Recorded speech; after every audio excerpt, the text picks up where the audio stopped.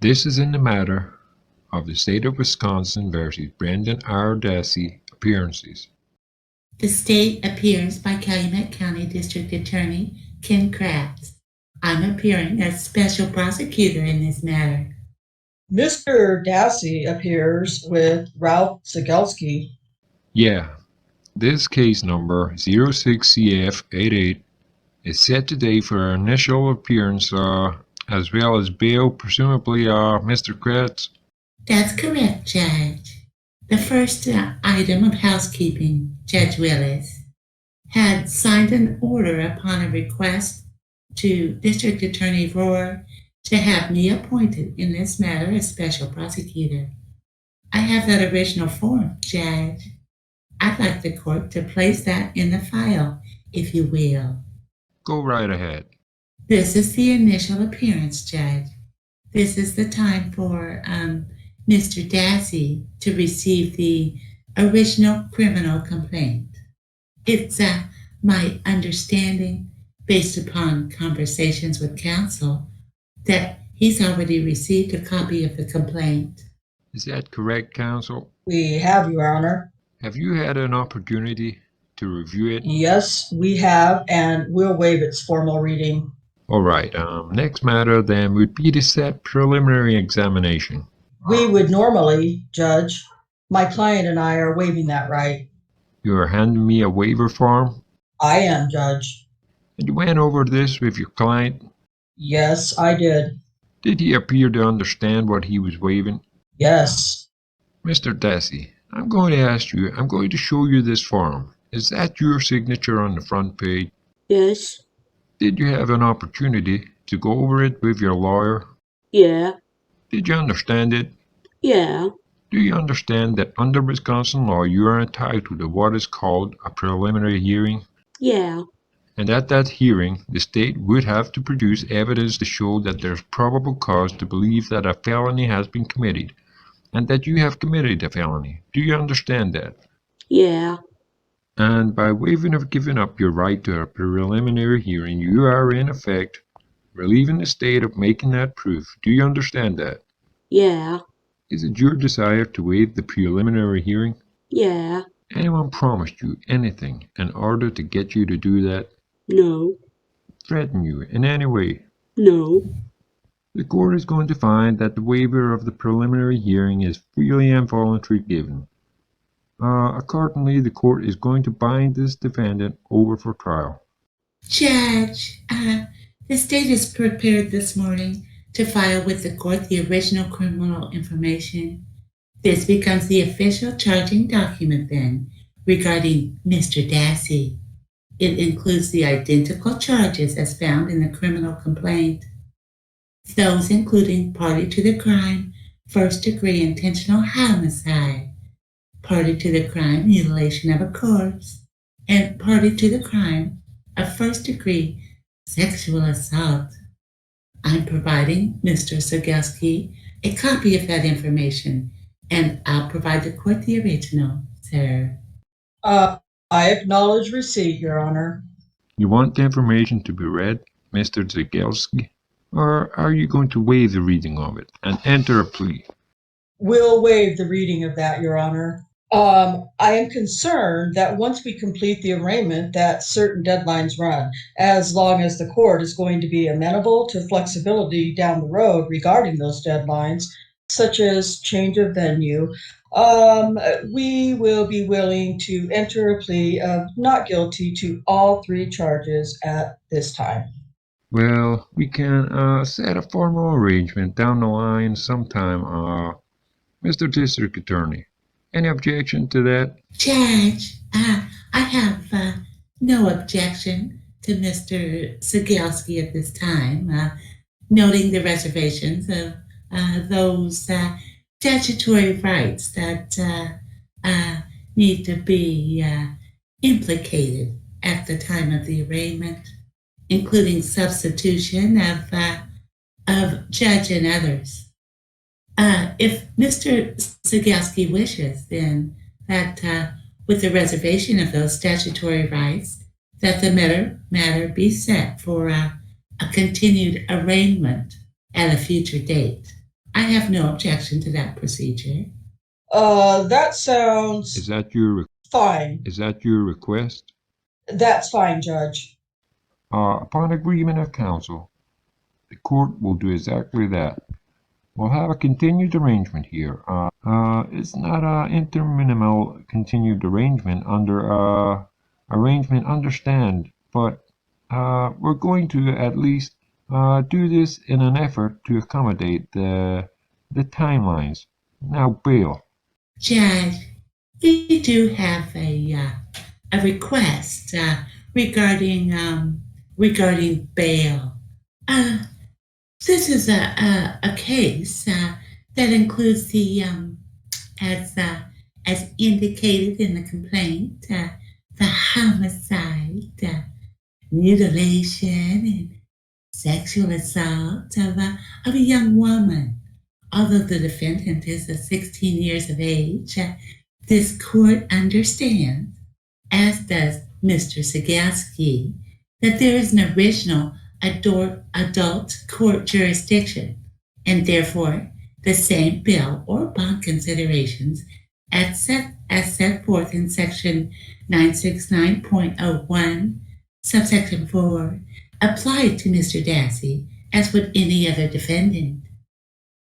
Those, in this case, include the nature, gravity, and number of offenses, the potential penalty that Mr.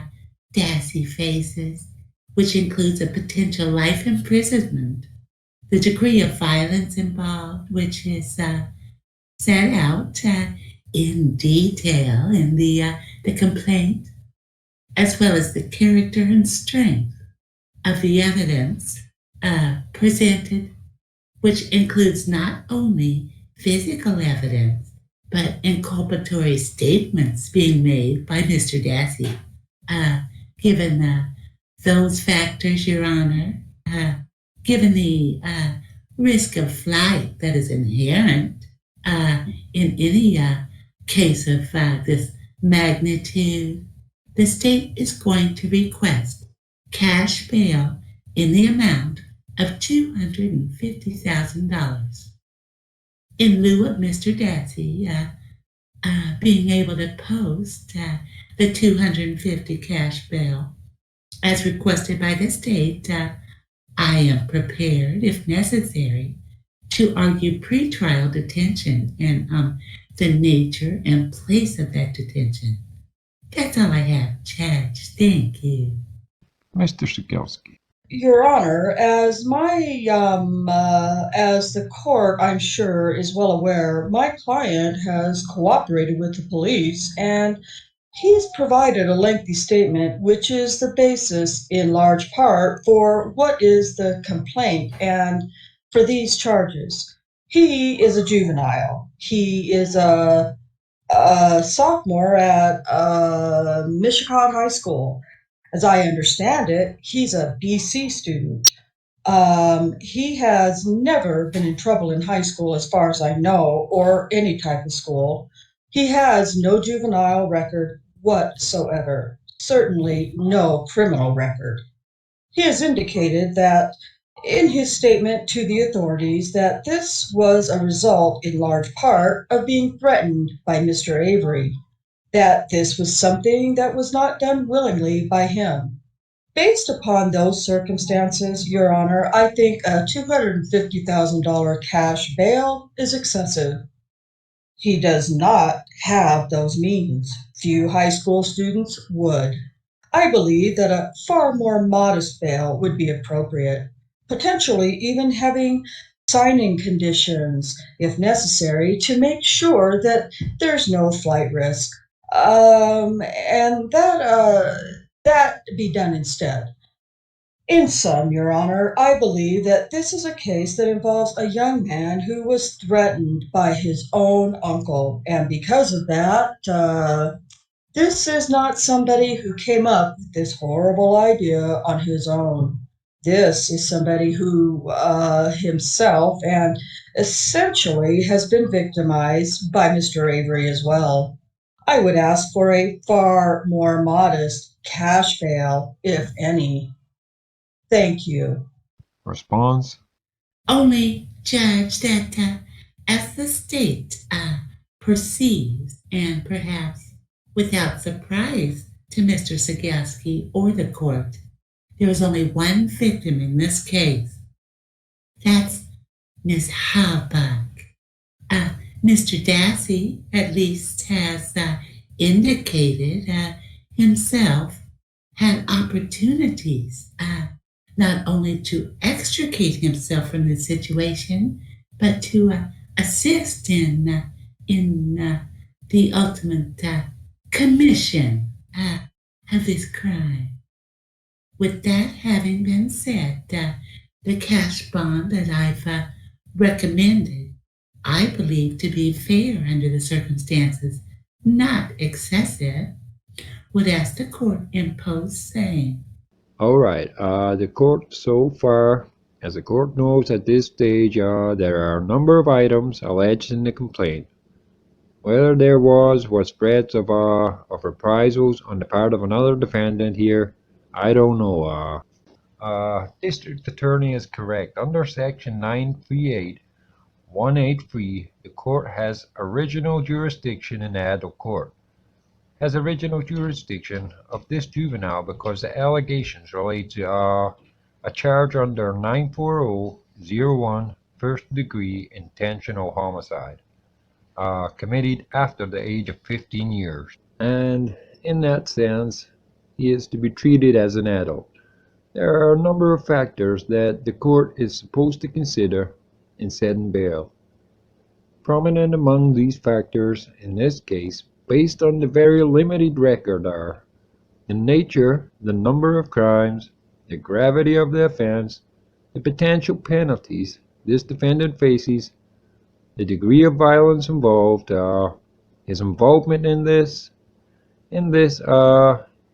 allegations, and the court believes on all of those factors a significant bail is warranted in this case, and it will be set at $250,000 cash.